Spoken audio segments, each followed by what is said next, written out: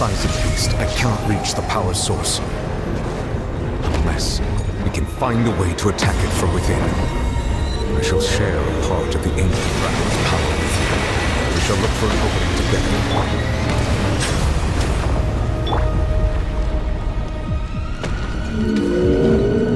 Everyone hold hands!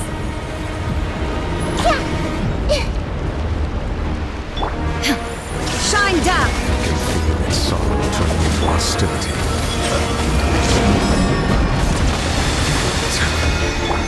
Hey!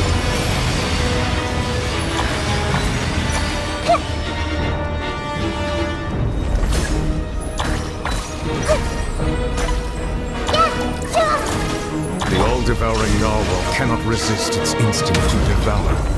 Continue to trigger its hostility. It will present itself.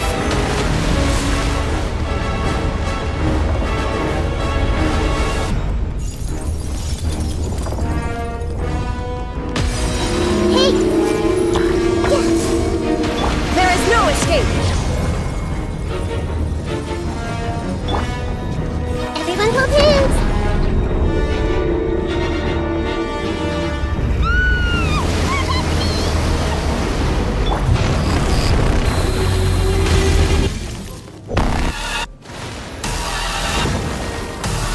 Why is there a hole-looking thingy over there?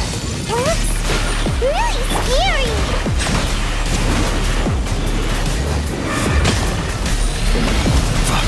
Let lightning echo in song! Shower me with... Be not perturbed. Unscathed. Let the mighty be humble. I have granted you my protection. Do not fear. Seize the moment and use my power to suppress its roots from within.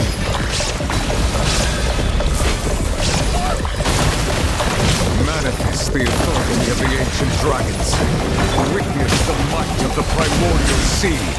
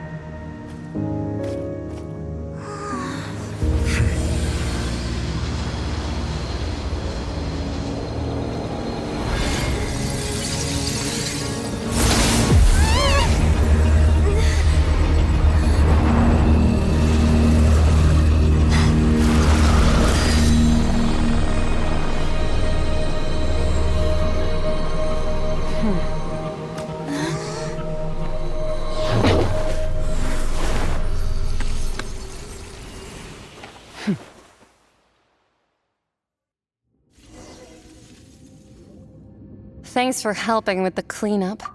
It should have been my job, but... oh well. It was just supposed to be a short private training session for me. I didn't think that my disciple and my master's pet would start brawling in the meantime. Well, actually, I had a feeling that it would happen at some point, but they bumped into one another earlier than I thought.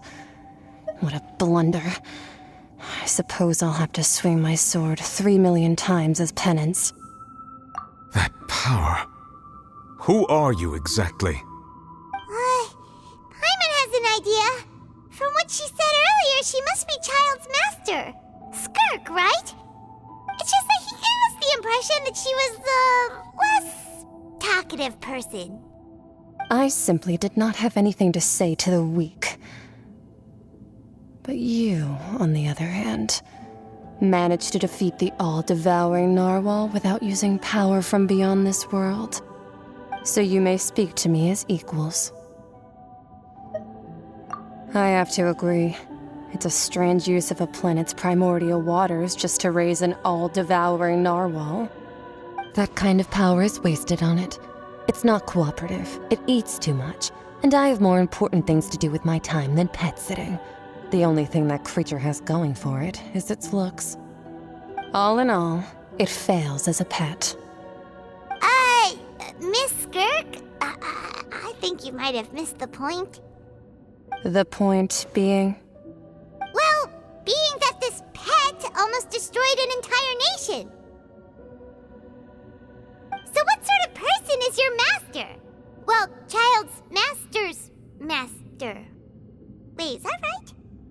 Oh, right. So you don't know him. Sorry, I assumed you did. His name is Sir Tologi. Huh? I am unfamiliar with that name. Huh. So Master isn't sufficiently famous. How should I describe him then? Have you heard of the name The Fowl? The Fowl? Still nothing? Well, how about the Visionary? Vetterfalnir then? Or Gold Rhine-Daughter? Ooh, that one we've heard. Rhine-Daughter's part of the Hexen Circle. She's Albedo's mom, right? Oh, so you do know that name. To be honest, I also heard all of those names and titles from my master. I don't actually know them either. But I suppose you understand now, yes? My master is likely a similar sort to Rhine-Daughter. They are both pursuing some form of perfection. Wait, didn't you also mention a visionary person? Paimon didn't quite catch their name. Actually, never mind that. I believe it expedient to inform you that the all-devouring narwhal used up nearly all its strength fighting you. Such roiling hydro energies will prove difficult for the planet's deep seas to digest. As such, the Fontaine back on the surface has most likely been thrown into chaos. In other words, the prophecy that you've been fretting over should now be in full swing. What?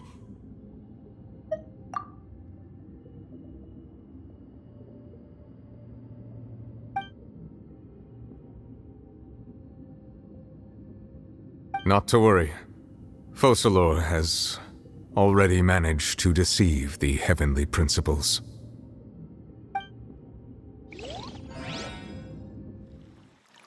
In the end, the people will all be dissolved into the waters, and only Farina will remain, weeping on her throne.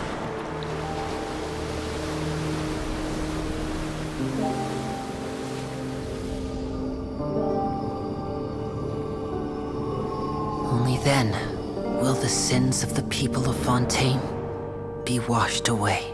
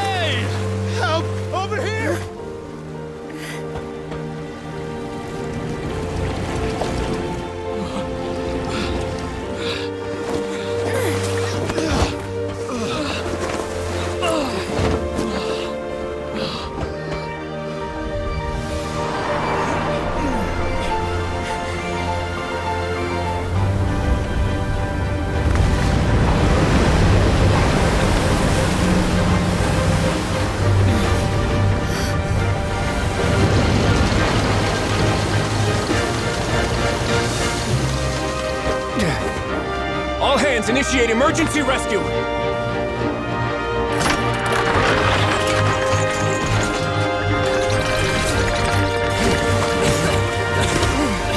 Hurry!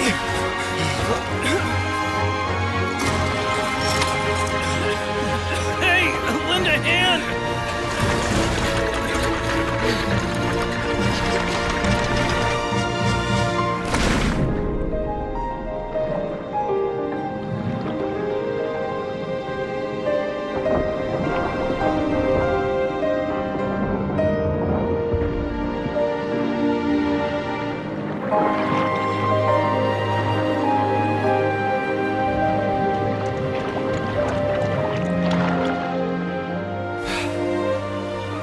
Look! The water's receding!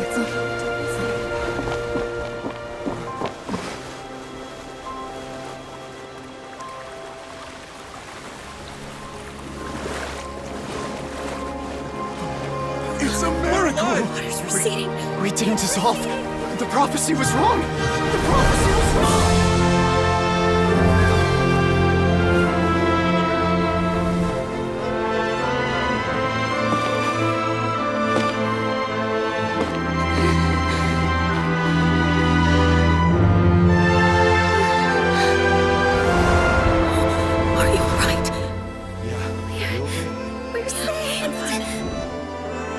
The prophecy was wrong.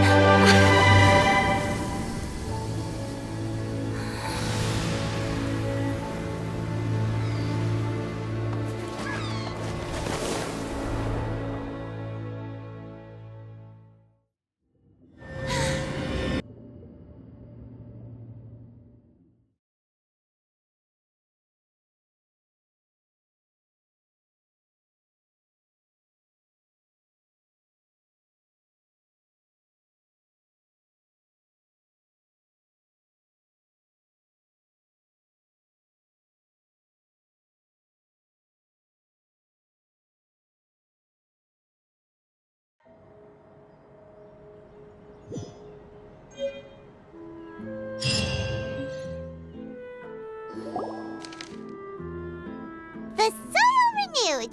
The Spina di Rosula talks post-disaster rebuilding. I recently visited Poisson to meet with Miss Navia, spokesperson of the Spina di Rosula, and we spoke about Poisson's present and future. Old soil can still give birth to new bloom, Miss Navia stated. Hope is like seeing a small cookie when you're starving late at night. You just need a little of it. Skyship Winglet, lunar brain of the Fontaine Research Institute. The various disputes that have arisen on account of Mr. Edwin have suddenly become a shield over the Institute, with Jurier turning out to be a once-overlooked hidden gem.